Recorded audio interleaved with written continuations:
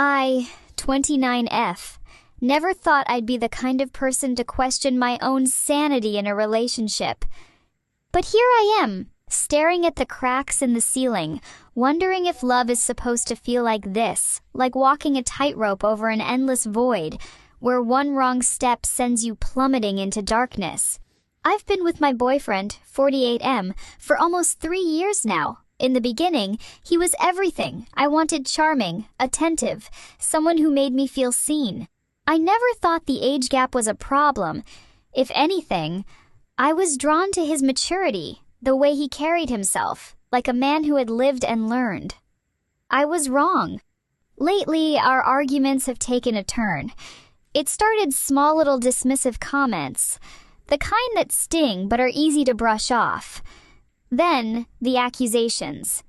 You always start the fights. You're the reason we argue. He said things like this before, implied it even, but last night he said it outright. You're the problem in this relationship. Hearing him say it so plainly sent a chill through me. I wasn't even trying to argue. I just asked him if he really believed that. If I was so awful, why was he even with me? But instead of answering, he just sighed, like I was exhausting him, like my very presence drained the life from him.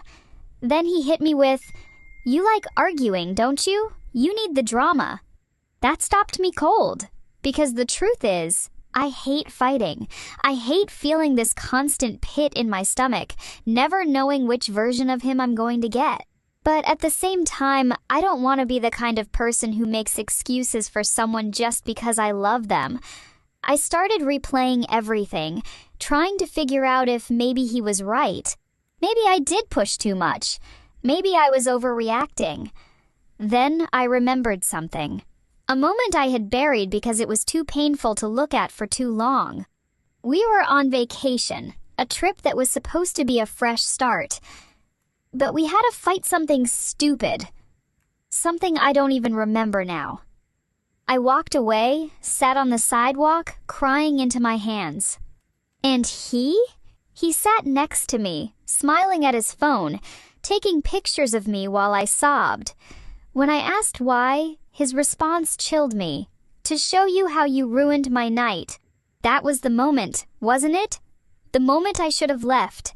The moment I should have seen him for who he really was. But I stayed, convincing myself it wasn't that bad. That he wasn't that bad. But lately, I cry more. Over nothing. Over everything. He says I'm too sensitive, that I twist his words, that I don't appreciate him enough. And yet, I keep grasping for the version of him that made me feel safe in the beginning. The one who held my hand when we crossed the street. The one who kissed my forehead and told me I was his world. The worst part? I still love him. I know I sound pathetic, but it's not just him, it's his dogs, the life we've built, the memories that aren't all bad. And yet, the idea of leaving, of cutting him out entirely, makes my chest tighten like a vice. He knows this. He knows exactly how to keep me tethered. And then last night, after he blamed me for everything, he did something he's never done before. He locked his phone. He's never had a passcode before. When I asked why, he smirked and said, "Privacy, baby. You should respect that." It felt like someone poured ice water down my spine. That was when everything clicked into place, the late nights out. The times he accused me of cheating out of nowhere, the way he suddenly started putting his phone face down on the table, carrying it with him even to the bathroom. I felt sick. Because this is the pattern, isn't it? This is what cheaters do. They gaslight, they deflect, they plant the seed of doubt in your mind, so you stop trusting yourself. And God, it was working. So I did something I never thought I'd do. I waited until he was asleep, reached for his phone, and tried to unlock it with his fingerprint. It didn't work. My stomach dropped. I whispered his name, shook his shoulder. He groaned, barely waking up. "Babe, unlock your phone," I said softly. He frowned, turned over. "Why?" he muttered. "Just do it." And that's when he opened his eyes fully. And I swear, for a second, I saw panic. A flicker. A hesitation that confirmed everything before he even had to say it. "Jesus, you don't trust me at all, do you?" He spat, grabbing his phone from me. He held it to his chest like it was a lifeline. I can't believe this. I just stared at him, my pulse hammering in my ears. Because suddenly, I knew. There was someone else. There had to be. I didn't sleep after that. I just lay there staring at the ceiling, listening to the sound of him breathing beside me, pretending like everything was fine. But it wasn't. It wasn't fine at all. Now I'm sitting here, writing this, because I don't know what to do. I know I should leave. I know he'll never admit it. I know he'll turn it around on me, make me feel like the villain in my own story. But if I walk away, I lose everything. The dogs, the life I've known for 3 years. And maybe that's why I'm still here. Because as much as it hurts, as much as I know the truth, I don't know if I'm ready to face what comes next. So tell me, strangers on the internet, am I crazy? Am I just paranoid? Or am I finally seeing things for what they really are? I never thought food would be the thing that shattered my marriage. My husband and I have been together for 9 years, married for 4, and we share a beautiful 2-year-old daughter. We come from vastly different backgrounds, different cultures, different religions, different childhoods. And yet, despite all those differences, we built something strong. Or at least, I thought we did. For years, I overlooked the little things. The way he always picked at his food when I cooked, how he'd sigh in disappointment when a dish wasn't right, how he'd grumble about being hungry hours later and make himself something else. At first, I thought it was just cultural preference. I tried to learn his traditional recipes. I watched his sister cook, took notes, spent hours trying to replicate his childhood flavors. But no matter what I did, it was never good enough. It started small offhand comments about how his mother's food was more flavorful, how I could try again next time. I brushed it off. Then it became a routine. The look of disappointment, the passive-aggressive jokes about my unique cooking, the way he barely touched what I made. Eventually, I stopped trying. Why waste my energy when it only led to rejection? He never explicitly told me to cook more, but his hunger was always my problem. If I didn't make something, he would pace the house, sighing loudly. If I ignored it, he'd get irritable, short-tempered, snapping at our daughter for no reason. The atmosphere in the house would turn heavy with unspoken resentment. So I tried a different approach. I asked him, "What do you want me to make?" He never had an answer. He just knew what he didn't want. One night, after a long day, I made myself something simple: roasted vegetables and rice. I sat down to eat, and he walked in, looking at my plate. "That's all you're eating?" "Yes," I said simply. He frowned but said nothing.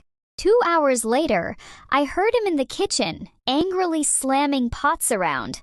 When he emerged, he had made himself a full meal. The resentment in his eyes was unmistakable. It wasn't just about food. It never was. Then came the night everything changed. I had just put our daughter to bed when I heard hushed voices from the kitchen. His sister had come over unexpectedly. Normally, I would have joined them, but something in their tone made me pause. I lingered in the hallway, listening. "It's not sustainable," his sister was saying. "You know what this is really about." "I just need more time," my husband muttered. "It's complicated." "More time for what? To keep pretending?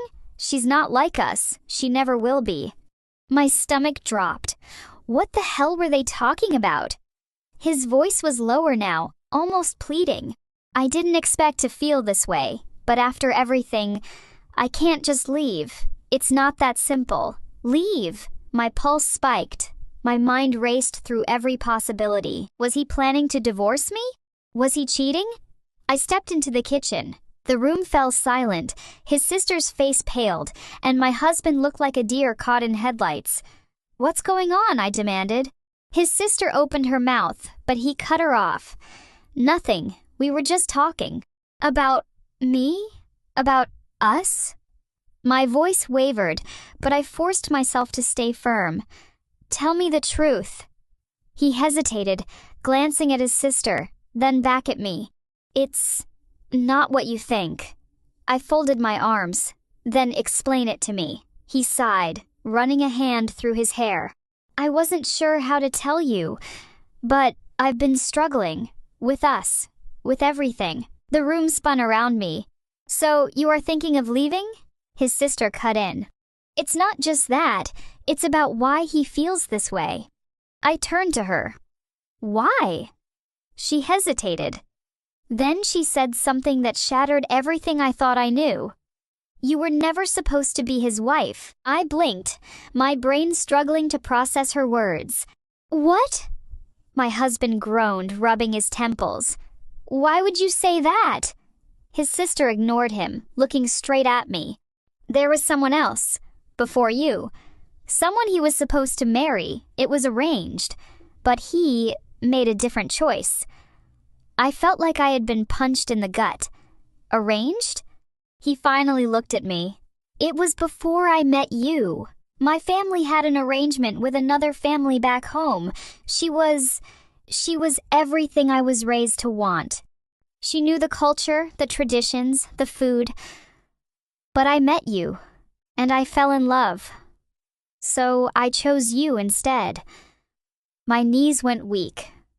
I gripped the counter. "So what? You regret it now?" He was silent. That silence said everything. His sister shook her head. "It's not just about regret. It's about fitting in. You don't cook like our mother. You don't follow our traditions the way she would have. Every time you put a plate in front of him, it reminds him of what he lost." Tears burned in my eyes. "I never knew any of this. You never told me." He exhaled heavily. "Because I didn't think it mattered. I thought I could move past it. That was 2 weeks ago. Since then, I've been sleeping in the guest room, barely speaking to him. He swears he still loves me, that he wants to work through this. But how do I move forward, knowing that every meal I cook reminds him of her, that he's been mourning a life he never had, all while building one with me? I thought food was the problem. It wasn't. It was just the symptom of something much deeper. And now, I have to decide, I keep fighting for a marriage built on a foundation of quiet resentment? Or do I walk away before it consumes me completely?" My voice cracked. "And can you?" He hesitated. "I don't know. I never thought my relationship would end like this, ripped apart by a single false accusation that nearly destroyed me. But here I am, a free man, yet still haunted by the aftermath of what my now ex-girlfriend did to me. Let me take you back.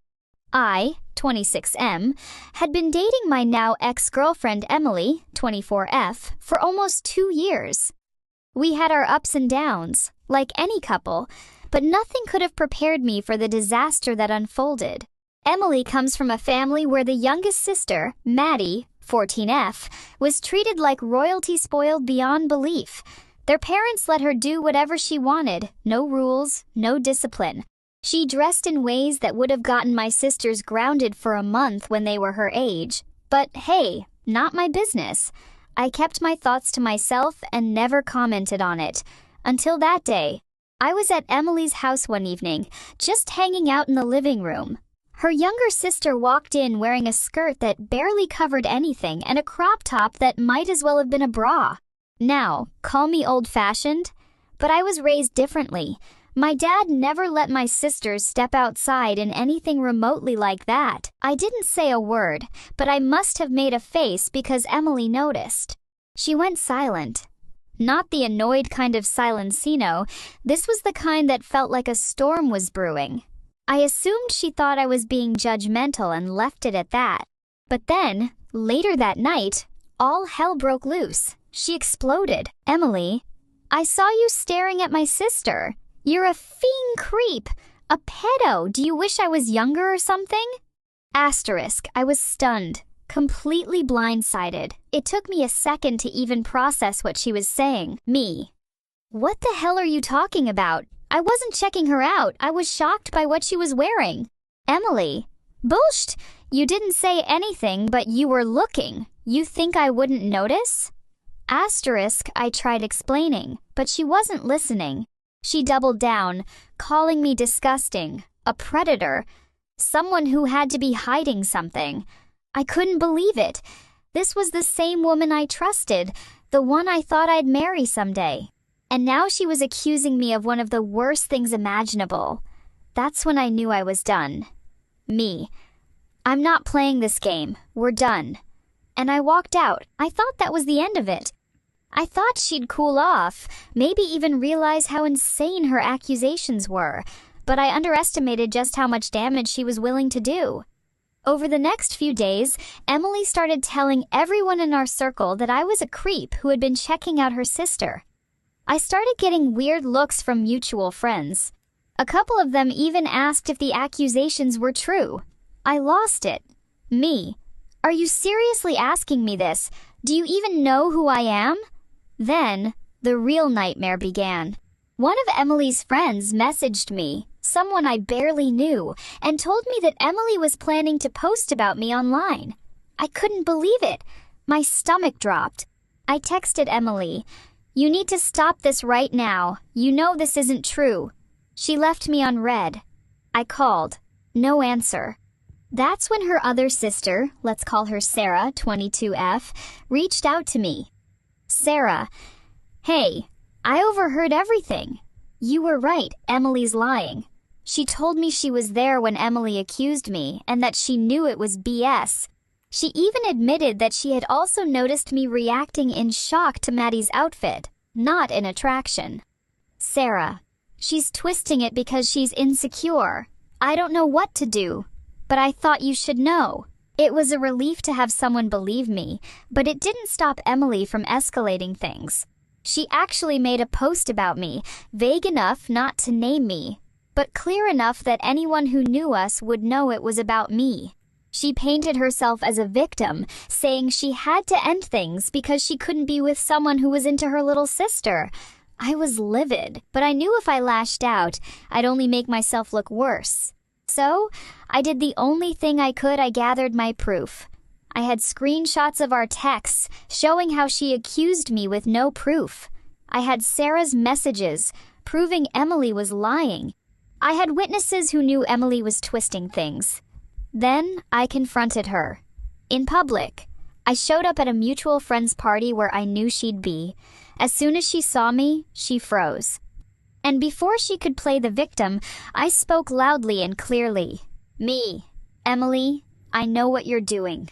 I have proof that you're lying, and if you don't take that post down, I'll make sure everyone sees the truth.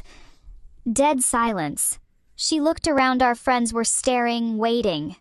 She stammered, tried to laugh it off, but I wasn't playing anymore. I pulled out my phone and read her own sister's messages out loud. Emily turned pale. One of our friends, someone who had believed her, looked at her and said, "Wait, is that true?" Emily tried to backtrack. She deleted the post that night, but the damage was already done to her reputation, not mine.